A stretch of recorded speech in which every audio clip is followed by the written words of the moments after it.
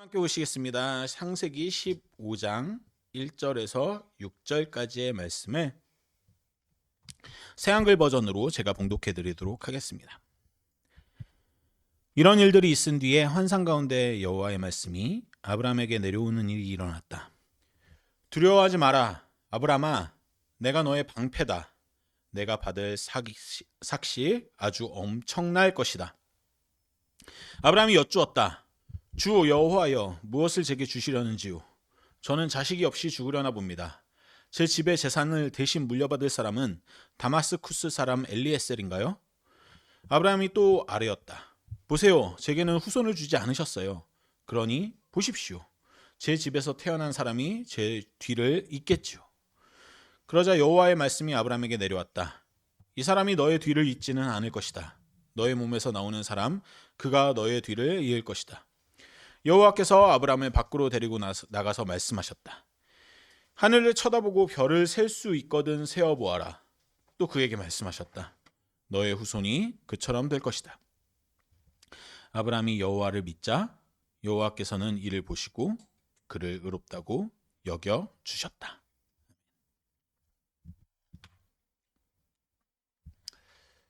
오늘 PPT가 지난주께 나왔네요. 여러분들 지난주 기억하시죠? 지난주 설교가 뭐였죠? 네, 노아였죠. 라는 것들을 또 한번 상기시키기 위한 훌륭한 장치. 네.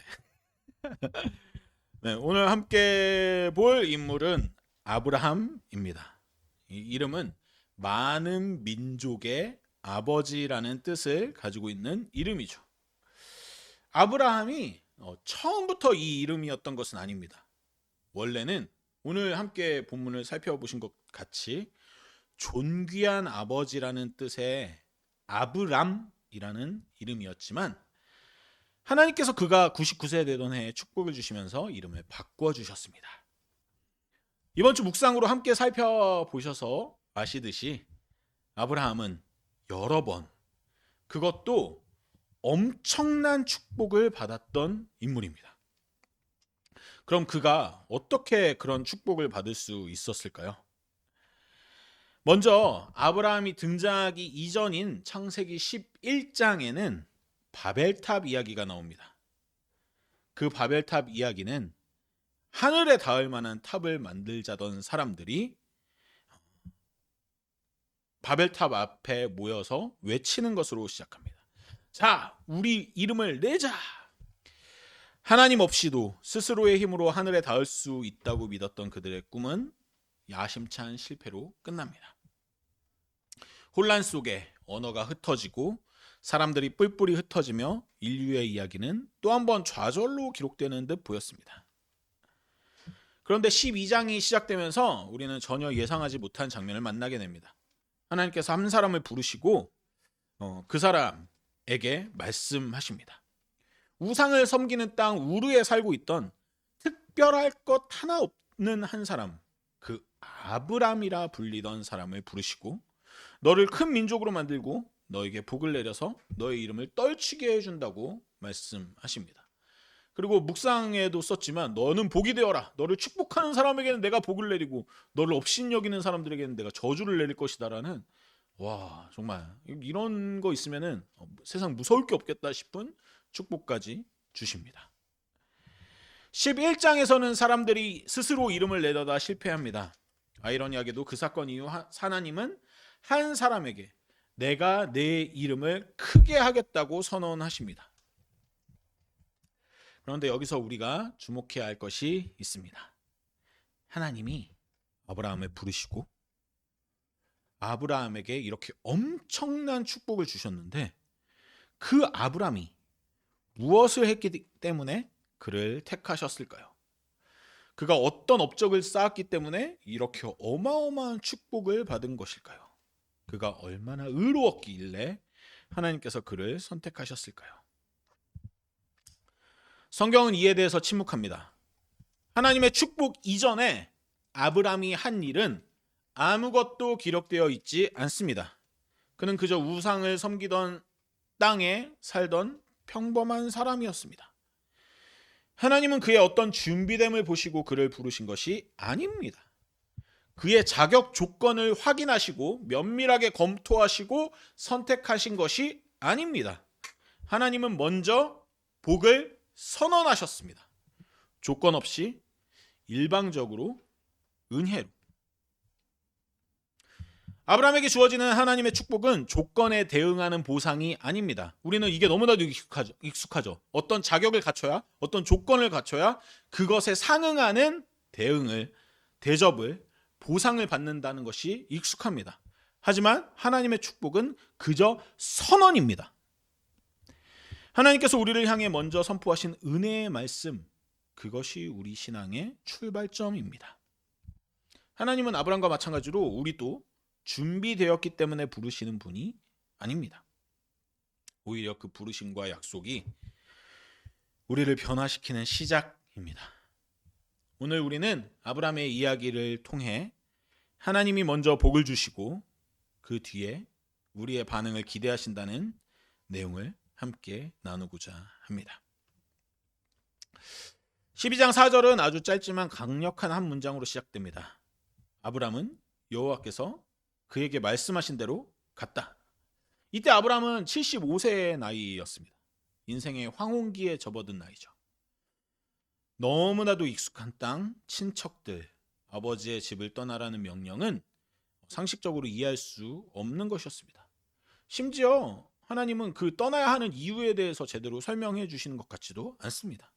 어디로 가야 하는지, 무엇이 기다리고 있는지도 구체적으로 알려주지 않습니다. 그저 내가 내게 보여줄 땅으로 가라고만 하셨습니다. 그런데 아브라함은 갔습니다. 이것에 대해서 많은 사람들은 아브라함을 믿음의 조상이라고 얘기하면서 아브라함이 하나님을 전적으로 신뢰했기 때문에 하나님의 뜻대로 행했다라고 말하지만, 저는 아무리 읽어도 그가 정말로 하나님의 말씀을 전적으로 신뢰했는지 알 수 없습니다. 혹 하나님의 명령을 두려워해서 벌 받을까 봐 그렇게 했는지도 알 수가 없습니다. 어쩌면 반신반의하면서 그 말씀을 따랐는지도 모르겠습니다. 우리가 아는 것은 어쨌든 아브라함이 하나님의 말씀을 따라서 새로운 곳으로 갔다는 점입니다. 그럼 그의 여정은 하나님의 말씀대로 갔기 때문에 순탄했을까요? 아닙니다. 가나안에 도착하자마자 기근이 들었습니다. 그는 그곳에서 또 두려움 속에서 이집트로 갔고 거기서 아내를 누이라고 거짓말하기까지 합니다. 그곳에서 돌아온 후에는 조카 롯과 재산 때문에 다투게 되었습니다.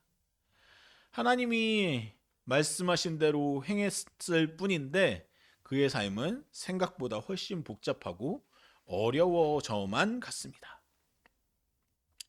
롯과 헤어진 후 하나님은 다시 아브라함에게 나타나십니다. 내가 눈을 들어 내가 있는 곳에서 북쪽과 남쪽, 동쪽과 서쪽을 바라보아라. 내가 보는 모든 땅을 내가 너와 내 후손에게 영원히 주리라. 아브라함은 하나님의 말씀을 따르는 과정에서 벌어진 아브라함의 부족함과 실수를 책망하지 않으십니다. 대신 약속을 다시 한번 선언하시죠. 그렇게 인간의 실패보다 하나님의 약속이 더 크다는 것을 보여주십니다. 보통 많은 사람들이 아브라함에 대해서 이렇게 말합니다. 아브라함은 흔들리지 않는 확신을 가지고 있었고 그렇기 때문에 하나님은 아브라함을 축복하셨으며 그렇기 때문에 우리도 아브라함을 본받아서 흔들리지 않는 확신을 가지고 하나님을 믿어야 하나님께서 아브라함에게 주신 복을 우리도 받을 수 있다고요. 많은 이들이 그렇게 설교하지만 정작 성서는 그렇게 얘기하지 않는 것 같습니다. 저는 오히려 성서에 기록된 아브라함의 모습에서 흔들리지 않는 확신 같은 태도를 발견하기가 더 어려웠습니다. 이번에 다시 읽어봐도 마찬가지더라고요. 아브라함의 이야기를 지금까지 우리가 들어왔던 설교처럼만 이해하게 되면 우리 또한 흔들리지 않는 믿음을 가져야만 하나님께 인정받고 복을 받을 수 있을 겁니다. 그럼 아마도 저를 포함해서 이 자리에 있는 사람들은 하나님께 복을 받기는 쉽지 않을 것 같습니다. 구약학자 월터 브루그만은 이렇게 말합니다. 아브라함의 이야기는 약속과 현실 사이의 불안 속에서 신앙이 어떻게 형성되는지를 보여주는 서사다. 맞습니다. 아브라함과 하나님의 이야기는 아브라함이 어떻게 잘했기 때문에 하나님께서 그에 대해서 보상으로 어떻게 복을 주었다로 해석되어선 안 됩니다. 하나님의 축복이 임하기 전에 아브라함에게는 아무것도 없었고 하나님의 축복이 임한 후에도 아브라함은 계속해서 실수합니다. 그런 아브라함을 먼저 부르시고 축복하시고 포기하지 않고 신뢰하심으로 아브라함의 믿음을 형성시키고 이끌어 나가는 여정이 바로 아브라함과 하나님의 이야기입니다. 그렇기에 믿음은 흔들리지 않는 확신이 아닙니다. 오히려 믿음은 흔들림 속에서도 어쩌면 어마어마한 불안감 속에서도 하나님의 약속을, 하나님의 신실하심을 붙드는 신뢰입니다. 하나님은 우리의 완전함을 요구하지 않으십니다. 흔들리지 않는 확신을 가지라고 말하지 않으십니다. 오히려 계속해서 흔들리는 우리들을 포기하지 않고 기다리시고 계속해서 응원하시면서 하나님의 약속을 계속해서 다시 상기시키십니다. 그리고 우리가 그 약속을 기억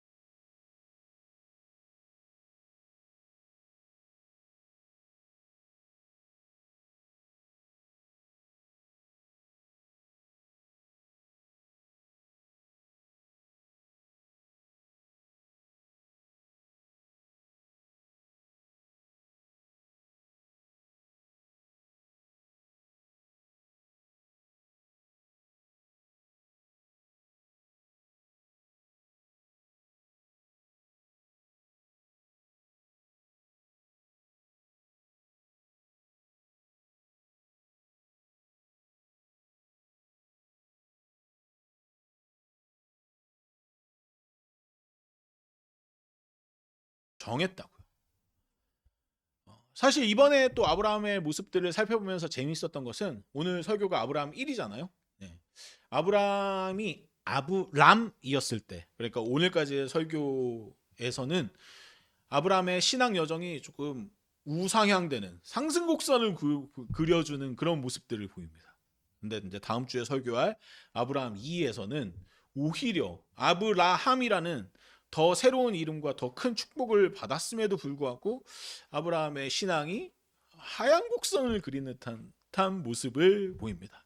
그래서 오늘도 아브라함은 지금 자신의 신앙의 멋진 모습들을 보여주고 있습니다. 신앙은 전리품을 쌓는 여정이 아니라 관계를 지키는 여정이라는 것을 아브라함은 인식하고 있었던 것 같습니다.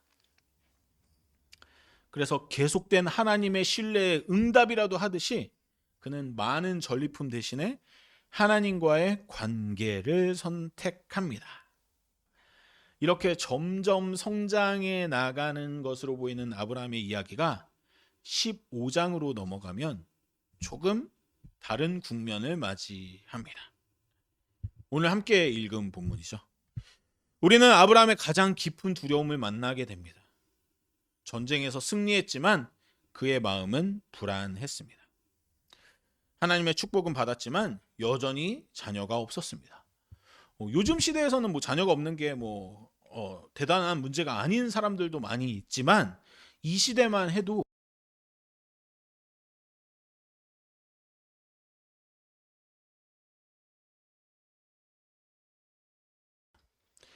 하나님은 이미 그에게 큰 민족을 이루겠다고 말씀하셨지만 그의 집에는 후사가 없었습니다.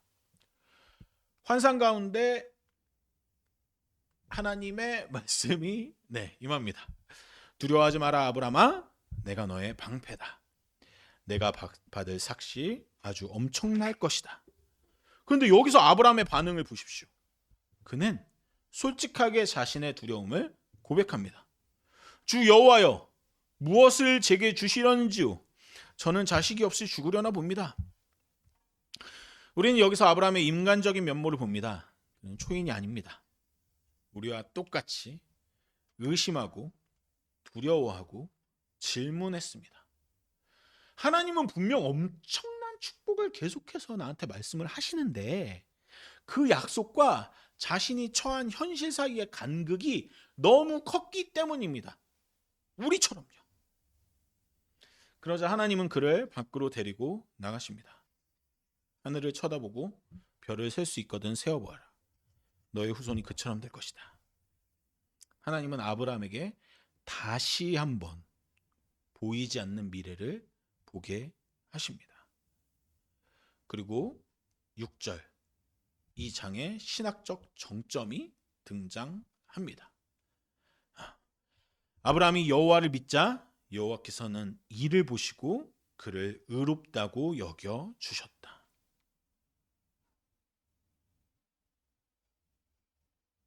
정말 멋있다고 여겨지는 본문이고 그렇게 해석되어지는 본문입니다. 그런데 여기서 아브라함이 여호와를 믿자라고 할 때 이 믿음은 어느 정도의 크기를 가지고 있는 믿음일까요? 재미있는 것은 하나님께서 밤하늘의 별들을 보여주시면서 하시는 약속에 비해서 아브라함의 반응이 너무나도 담담하다는 것입니다. 반응이 있기나 한가 싶기도 합니다. 아브라함의 반응은 그냥 이겁니다. 믿었다. 하나님의 약속에 대한 놀람, 찬탄도 없습니다. 그 축복에 대한 감사도 없습니다. 그냥 믿기만 했습니다. 저는 이 믿음 또한, 이 믿었다라는 서술 또한 하나님에 대한 흔들리지 않는 믿음과는 조금 거리가 있다고 생각합니다. 여전히 불안하고 그게 가능해? 라는 질문들이 계속해서 피어오르고 확신도 없지만 그래도 하나님을 선택하기로 결정한다. 이 정도 수준의 믿음이 아니었을까 생각합니다. 98%, 99%의 믿음이 아니라 51%, 50.5%의 믿음이 아니었을까 생각해 봅니다. 아브라함의 그 믿음의 그 크기를 성서는 이렇게 간단하게 기록합니다. 아브라함이 여호와를 믿었다고요. 이렇게 조금은 밋밋해 보이는 믿음에 대해서 하나님은 다시 반응하십니다. 그를 의롭다고 여겨주십니다.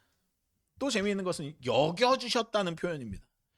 정말로 흔들리지 않는 믿음을 보이는 아브라함을 너 의인이야, 의인 맞아 라고 확실하게 인정하시는 것이 아니라 아직도 안절부절 못하고 있지만 그래도 하나님을 선택하고 있는 아브라함을 그 정도면 됐다는 듯이 의롭게 여겨주시는 하나님의 모습이 기록됩니다.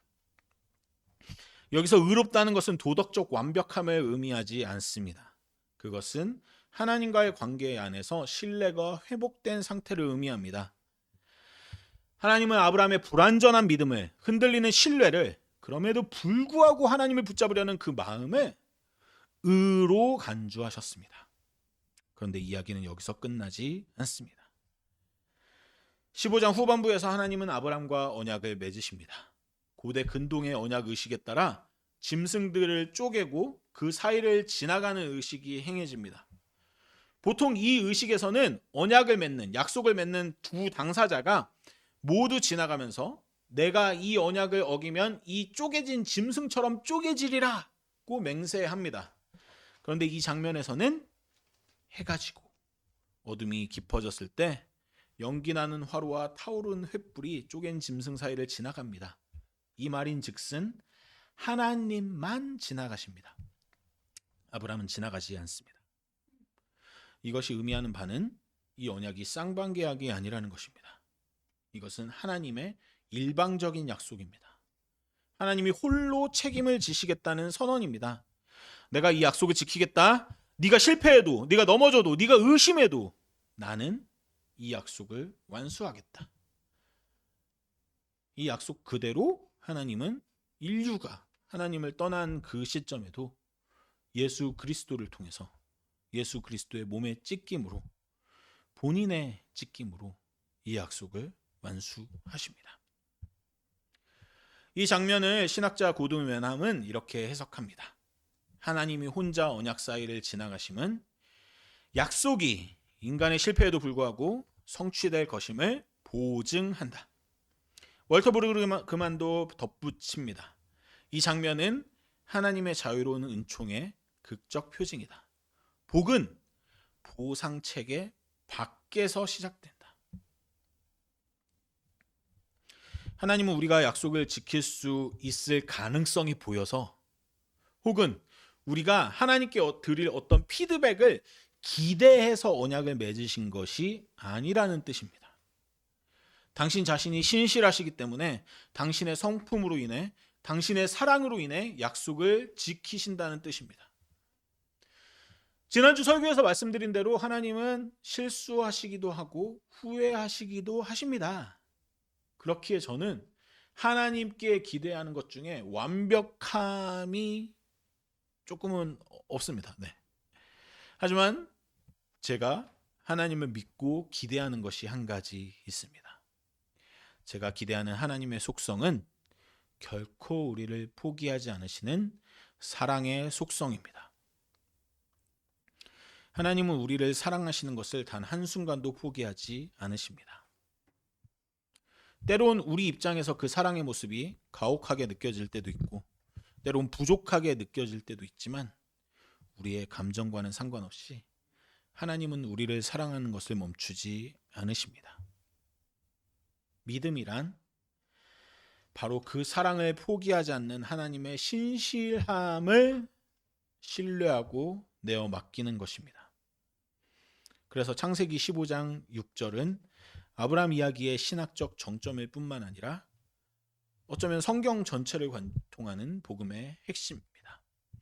아브라함이 여호와를 믿자 여호와께서는 이를 보시고 그를 의롭다고 여겨 주셨다.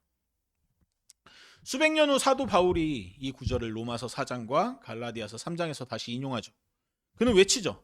아브라함이 하나님을 믿음에 그것이 그에게 의로 여겨진 바 되었느니라. 바울이 전하고자 했던 복음의 핵심이 여기 있습니다. 의는 성취가 아닙니다. 어떤 도달, 달성이 아닙니다. 의로움은 관계입니다. 하나님은 우리의 완벽함을 보시고 받아주시는 것이 아닙니다. 우리의 흔들리는 신뢰를, 우리의 불완전한 믿음을, 그럼에도 불구하고 하나님을 붙잡으려는 우리의 손을 보시고 의롭다고 여겨주십니다. 빅터 해밀턴은 또 이렇게 말합니다. 하나님은 아브라함의 믿음을 간직 감정으로 보지 않으시고 그것을 관계적 신뢰로 간주하셨다. 오늘 우리가 기억해야 할 것이 이겁니다. 하나님은 우리의 능력을 보시기 전에 먼저 약속하시고 축복하십니다. 아브라함이 무엇을 했기 때문이 아니라 하나님이 먼저 그를 택하시고 복을 선언하셨습니다. 우리도 마찬가지입니다. 하나님은 우리가 준비되었기 때문에 부르시지 않았습니다. 그분의 은혜로, 주권으로, 사랑으로 먼저 우리를 부르셨습니다. 믿음은 그 약속을 향해 한 걸음 내딛는 용기입니다. 그런 하나님과 내가 신뢰 관계를 맺겠다고 하는 선택입니다. 아브라함은 75세에 떠났죠. 어디로 가는지도 모른 채, 무엇이 기다리는지도 모른 채 그저 하나님의 말씀을 따라 발걸음을 옮겼죠. 하지만 그의 여정은 우리가 살펴본 대로 완벽하지 않았죠. 실수도 했고 두려워하기도 했고 의심하기도 했습니다. 그러나 그는 어쨌든 계속 하나님을 향해 걸었습니다. 그리고 그 하나님은 그 불완전한 걸음을 의롭다고 부르십니다. 이것이 은혜이고 복음이죠. 우리는 완벽하지 않아도 됩니다. 우리는 모든 것을 다 이해하지 못해도 됩니다. 우리는 흔들리고 넘어지고 다시 일어나는 여정 가운데 있습니다. 하나님은 그 모든 과정 속에서 우리를 보고 계십니다. 우리의 완벽함이 아니라 우리의 방향을 보십니다. 우리의 속도나 우리의 성취가 아니라 우리의 신뢰를 보십니다. 그리고 말씀하십니다. 두려워하지 마라. 내가 너의 방패다. 내가 너의 상급이다. 이 말씀은 단순히 아브라함 한 사람만이 아니라 온 인류에게 보내는 하나님의 멈추지 않는 사랑 고백입니다. 아브라함의 이야기는 우리의 이야기입니다. 하나님은 오늘도 우리를 먼저 부르셨습니다. 우리의 자격이 아니라 당신의 은혜로, 우리의 준비가 아니라 당신의 약속으로. 하나님은 우리가 완벽해지기를 기다리지 않으십니다. 다만 우리가 당신을 신뢰하며 한 걸음 내딛기를 기다리십니다. 창세기 12장 2절 말씀으로 오늘 이야기를 마치겠습니다. 그러니 너는 복이 되어라. 하나님은 먼저 복을 주셨습니다. 이제 우리는 그 복으로 살아가는 사람들이라는 것을 믿고 살아가면 좋겠습니다. 약속을 붙들고 신뢰로 걸어가는 사람들이 되면 좋겠습니다. 오늘 그리고 이어질 한 주간의 삶 속에서 여러분이 그 복의 자리에 서 있길 바랍니다.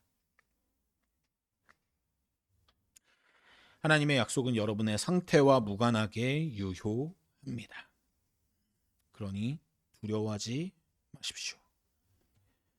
아니, 어쩔 수 없이 두려워해야 될 수도 있겠지만 그 두려움을 조금은 내려놓으셔도 좋습니다.